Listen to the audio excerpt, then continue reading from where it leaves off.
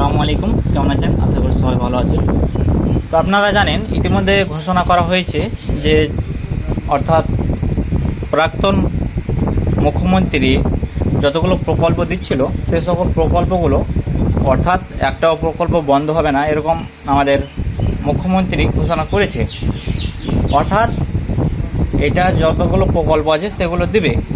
এবং এখানে আমার বিষয় হচ্ছে কারা কারা এই প্রকল্পের টাকা পাবেন এবং কারা পাবেন না, এবং কেন পাবেন না, কিসের জন্য পাবেন না, এরকম আপনাদের মনে অর্থাৎ কারা টাকা পাবেন এবং কারা পাবেন না টাকা, এটাই।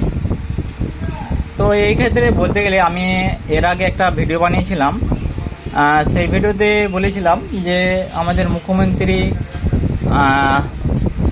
মাননীয় মুখ্যমন্ত্রী অর্থাৎ কতগুলো আমি পয়েন্ট ধরে ওখানে বলেছিলাম। যেমন এক নম্বর পয়েন্ট হবে যে সেই প্রকল্পগুলো দিলেও কম দিবে, অর্থাৎ টাকার অ্যামাউন্ট কমিয়ে দেবে, এটা একটা বলেছিলাম।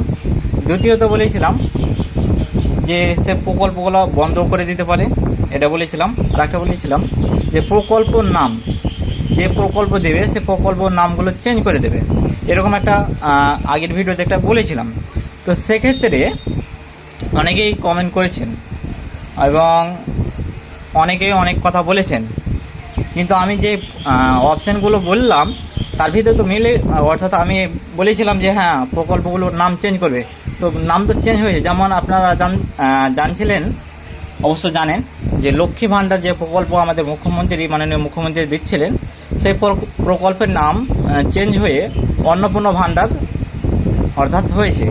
তো এই সকল প্রকল্প, তো এখানে আপনারা কিভাবে বলেন যে হ্যাঁ যে আপনি যেগুলো কথা বলেছেন সেগুলো ভুল, তো এটাই আমারই। তো এবার আমি বলতে চাচ্ছি অর্থাৎ যারা এই প্রকল্প করেছেন অর্থাৎ প্রকল্পের টাকা কারা পাবেন কারা পাবেন না। তো এই প্রকল্পের টাকা অর্থাৎ যাদের ভোটার কার্ডে অর্থাৎ ডিলিট হয়ে গেছে তারা এই টাকা প্রকল্পের টাকা কোনো রকম সরকারি সুযোগ সুবিধা অর্থাৎ যে প্রকল্পগুলো দিচ্ছিল সে প্রকল্পের টাকা আপনি পাবেন না। তো যদি আপনার প্রকল্পে, যেমন এখানে দেখতে পাচ্ছেন আমি একটা ইপিক নাম্বার কপি করছি, কপি করে দেখাবার চেষ্টা করছি। এখানে আমি ট্র্যাকিং অর্থাৎ ইপিক নাম্বার দিয়ে দিচ্ছি, দেওয়ার পর এখানে সার্চ করলাম। সার্চ করলে দেখতে পাবেন এখানে একটা আইডি শো হচ্ছে এবং এখানে পেন্ডিং শো হচ্ছে। যদি আপনার ভোটার কার্ডটা যদি ইনক্লুড অর্থাৎ আপনার ভোটার কার্ডে যে ট্রাইব্যুনালের জন্য যেটা আবেদন করেছিলেন সেই ভোটার কার্ড যদি আপনার লিস্টে নাম উঠে যায় অর্থাৎ ইনক্লুড হয়ে যায়, তাহলে আপনি সেই যে যতগুলো প্রকল্প লক্ষ্মীর ভাণ্ডার বলেন, যুবসাথী বলেন, এগুলো টাকা আপনি পেয়ে যাবেন। আর যদি আপনার নাম ডিলিট হয়ে থাকে তাহলে আপনি এই টাকাগুলো পাবেন না। তো স্ট্যাটাস আপনি চেক করে নিতে পারেন।